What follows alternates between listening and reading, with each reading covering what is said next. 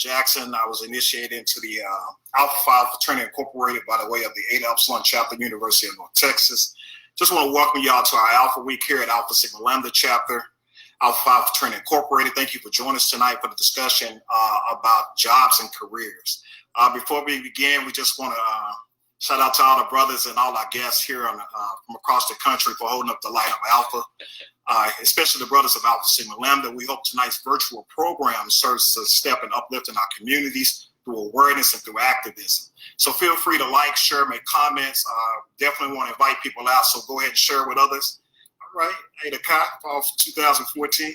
And then we want this discussion to be kind of interactive tonight because we're going to be talking about jobs and careers. We know with the COVID-19 situation, a lot of people have been displaced. A lot of people have been marginalized and have been pushed out of jobs. And so there's a lot of resources that's taken out of our community. At our last chapter meeting, I was expressing to brothers, it's more important for us to have a plan for our community. Diddy did a special about COVID-19 and said, what will be our reaction to help our community, to build our community? We can't rely on the government to have a plan of action, but we need a plan of action. It's important for members of Alpha Phi Fraternity Incorporated that we hold up the light and that we start to do things as we socially distance, that we're physically distanced from other people, but not socially, and that we think outside of the box and use technology and provide a plan for the people. So tonight, we want to talk about some different ideas around jobs and everything, and what are some of the resources that we need to be using in that situation. A lot of people are definitely hiring. A lot of people are doing things outside of the box, and so it's important, especially for us, to make sure that we're the network and then we're encouraging people. These are some jobs that are definitely hiring and that are in the community. If you look at stuff like Walgreens and CVS, they're looking to add 20 to 50,000 positions. So they're adding positions because healthcare, as many people are needing prescriptions, as many people are making delivery of prescriptions. These are people that are hiring in our communities.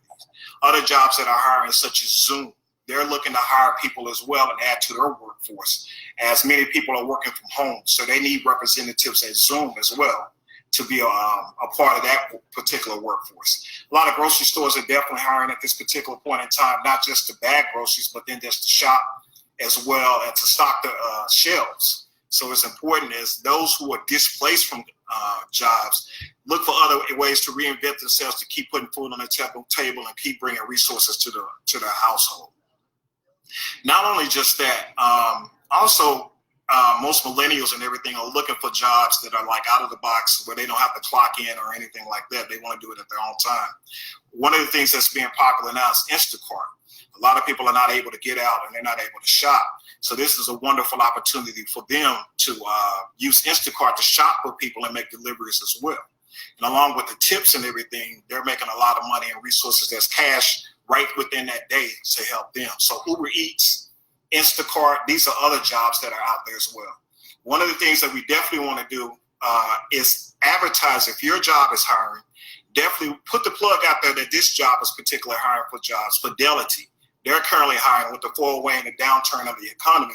They're hiring for representatives as well to assist people that are calling in about their 401k and their mutual funds. If you look at jobs such as Amazon, always constantly hiring, always constantly building, as people are looking for safer ways to shop and not necessarily have to get out of the house as well. So that's a definitely thing right there for people to look into if they're looking for jobs. But my job, Santander, we're definitely hiring as well. If you know of any jobs or any particular things, let your chapters know, let their community know. Texas Workforce Commission is hiring. It's a good resource to find jobs. Lockheed Martin is always hiring as well, as Mike said. So look on there and find jobs that fit you and go ahead and apply. I mean, there's no need for us to be down and out when there are jobs out there available.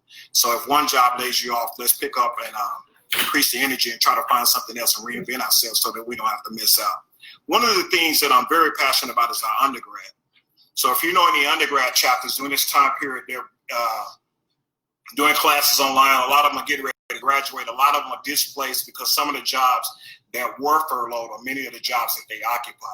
So this is an opportunity for them that we definitely want them to be ensuring that they update their LinkedIn page, to make sure their profile picture is up to date and is good, to make sure that their resumes are up to date, to make sure that they're networking during this time period. A lot of times we say we want jobs and we're ready, but we're not prepared. So this should be a time period for you to get prepared to get ready for that next job or that next resource.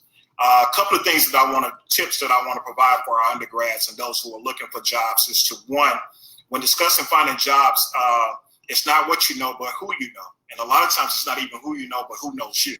So it's important that you are networking, because your network can determine your net worth. So it's important that you're out there networking with your grad chapters, networking within your brothers and your fraternity associations, alumni associations, whatever the case may be. You should be using these networks in order to use that as a resource for you to try to find a career or a job that you're looking for.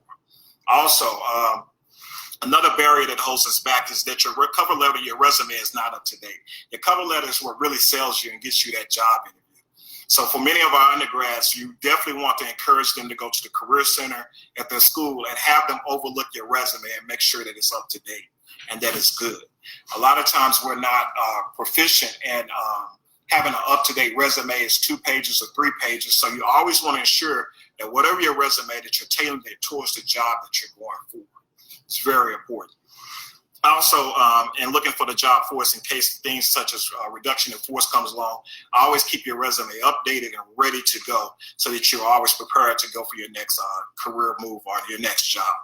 Some of the things that we also have to do is to ensure that we're ready for the questions. I've been at my job for over 18 years at Santander and everything, but I'm an anomaly compared to other people who shift jobs every 3 years, every 2 years, or looking for the next career move. So we got to prepare ourselves for the interview. Some of the common interview questions that you should be prepared for is like, tell me about yourself. Why should we hire you? What is your greatest strength? What is your greatest weakness? And when they say weakness, then that's when you need to flip and say the windows of opportunity. And always remember the windows of opportunity, something positive. A lot of times it's not for you to say, you want to make sure if it's a window of opportunity that you spin it to something like a positive when you're given that answer. Also, why did you leave your last job? And you always don't want to tell them anything negative why you leave your last job, because then that gives something about your personality and everything. I always say it's a positive thing. You're always looking for growth. You're always looking for something new and everything. And so you're looking for windows of opportunity to excel. That company didn't have any more opportunities to learn. And so that's why I'm looking for new opportunities so I can grow with a company and ultimately retire. So these are some of the key trigger points that they're looking for when you're trying to apply for a job. Also, what are your salary expectations? Which, I don't know, y'all can answer this question. What are some of the things you want to give when you talk about salary expectations? And you want to make sure it's commensurate with that of the job. You can go on a lot of different websites and see what jobs are paying for that particular salary and everything. And sometimes there are some good ways to advertise for that, and then sometimes there's some bad ways. So you just want to ensure that you're the key to success when you're giving it. And why do you want this job? So always just have answers where you practice in the mirror, just like even for tonight, just getting up and just talking in front of the video. Practice and practice and practice when you getting ready to prepare yourself for a job. So those are some of our tips when we talked about jobs that are hiring. Make sure that I read a story about a community that had over 5,000 people, and they were hungry. And then there was this little boy who had 2 fish and 5 loaves. And when they took the 2 fish and 5 loaves, and they were able to feed 5,000 people, and that wasn't even including the women and the children. So that's what we have to be. We have to take our 2 fish and our 5 loaves and put it in the right hands and use our resources in order to go out there and feed the masses and be great in our community. And so that's what it takes. We can't take our own lunch. This little boy had his lunch. He could have kept it to himself. But then there was a man creator who was there, who was able to take that fish, take the bread, and be able to feed the masses. And that's what he's asking upon us today. And so many people are being displaced. So many people are being pushed out, that we take what we have and be able to allow blessings to come through us in order to feed the other people. One thing I want to do right now, I wanted to add someone on the call who's an entrepreneur so that he can add some perspective. Brother, to come in right quick. So who's a small business owner? I feel like in this time period as well, one of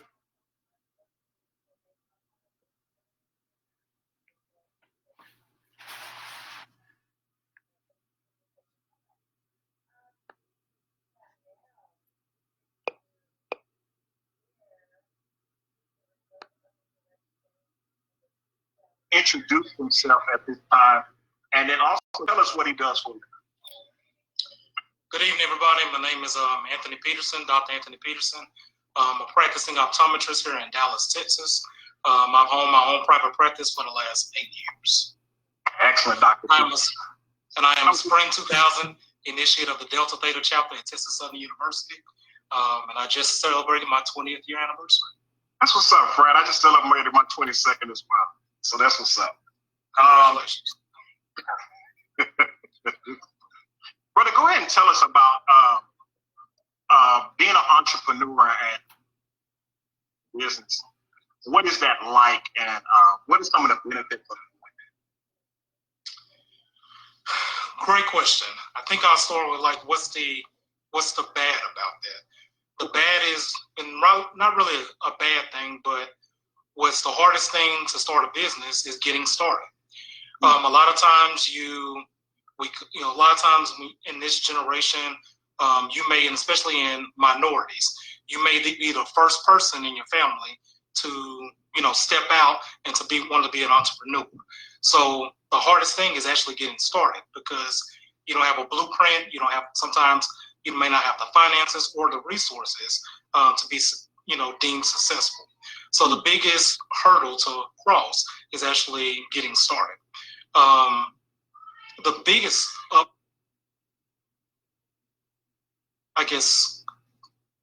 good thing about having your own business is, one, you work for yourself. Two, you control your own level of success. You put in any effort or anything over and above goes directly to you. So that's a good thing, and I think that's very important, because as African Americans and minorities, we have to start building legacies. Something that we can pass down, to our kids. We can be an example in our families, and we can also be an example in the community that we grew up in. Me being a Dallas native, grew up in Oak Cliff, there's not that many people that look like me that do what I do. So I think it's always a good thing to be an example, so that you never know who's watching you. And that's always a way to help build up your community. Man, that's powerful. Now that we have to start doing things out of the box, no longer we're physical distancing from each other, but we're social distance. We're still being social with the use of technology. Talk about social media and how that's a good thing, bad thing for a small business. Okay, I'll start with the bad. Social media it can be a good thing and it can be a bad thing. The bad thing about social media is that it connects you to the people, and that some people may say that's a good thing, but sometimes it connects you so much that people want to abuse that connection.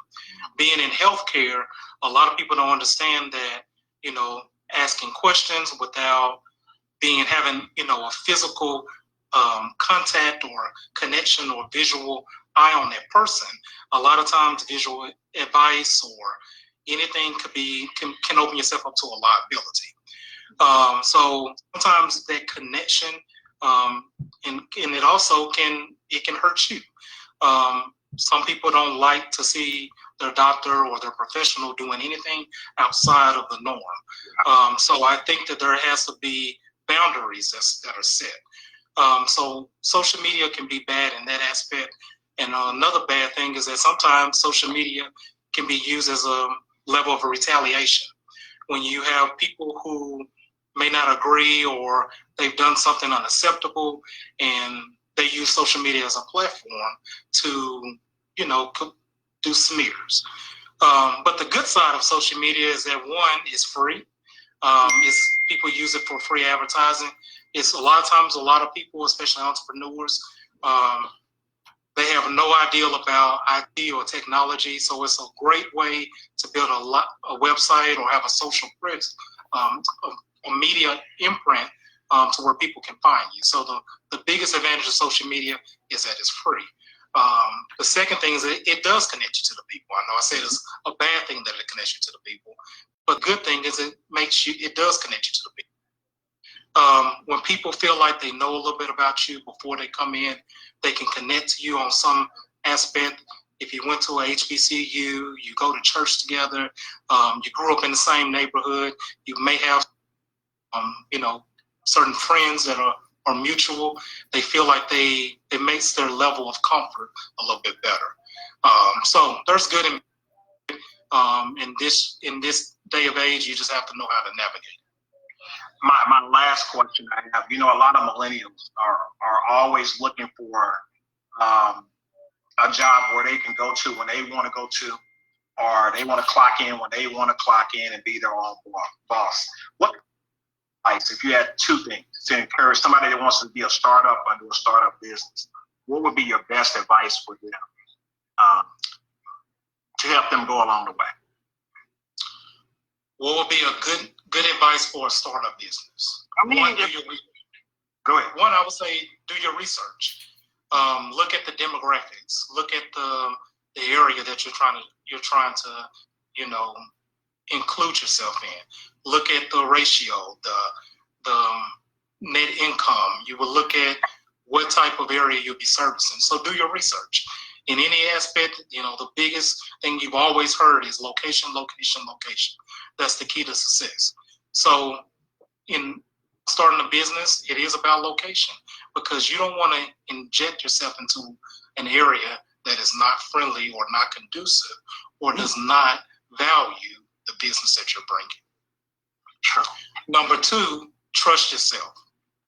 The biggest enemy that sometimes we have is ourselves. A lot of people have what I call a fear of failure. So I think that if you believe in something and you have an ideal, I think you need to invest in that ideal. You need to step out with faith and just believe that if you can conquer yourself, then nobody else, with the help of God, can stand in your way. Wow, that's powerful, brother. That's good. That's real good. I really want to talk more about that, because we have a lot of people that want to do startups and everything, and a lot of times they don't do the research. They're just hoping, wishing, and praying. And so we know faith without works is dead, and they just don't want to put in the work that it takes to really make that successful. And tell us a little bit about your business, where you're located, and everything. So just in case anybody wants to patronize you and everything. My private practice is called Precision Eye Care. It's in Duncanville. It's a suburb in Dallas, about 10 minutes from downtown Dallas. My website is www.pecdallas.com. I am seeing new patients, and I just hope that everybody stays safe and conscious during this time. Sure. Thank you, Dr. Peterson. I appreciate that. Thank you, sir. Thank you. Sam had a question on there about doing your due diligence and everything, and ensuring that you do your due diligence, like you said, with location, with the research and everything, and market share.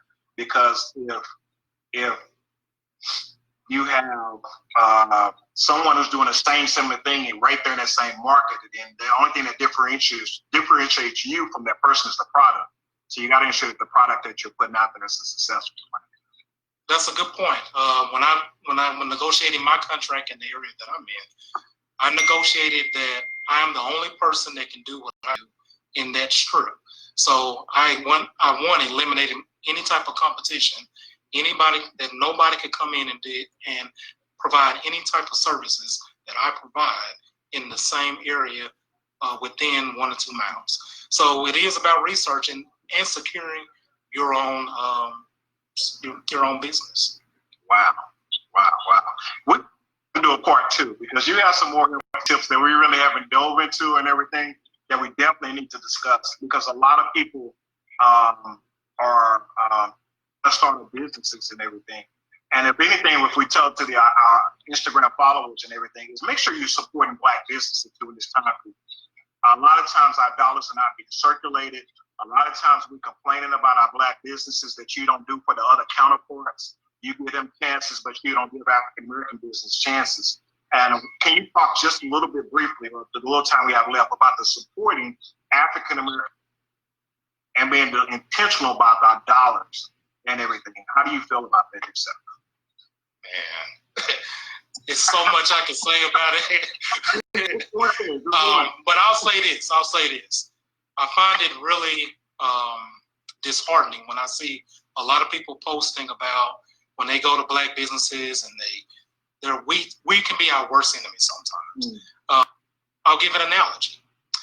Any Black person that lives in Dallas, Texas, a Black woman, knows that they go to this place called Jenny's. They have the worst service. They have the worst,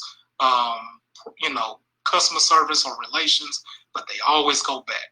And it's not a place that really is benefiting or pouring back into the Black community.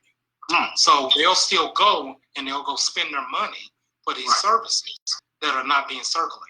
But if one a Black-owned business makes one mistake, doesn't call, doesn't do something, then they go on Instagram, they go on Facebook, and they create a smear campaign, saying that I don't support Black businesses because of this, and I don't support Black businesses for that.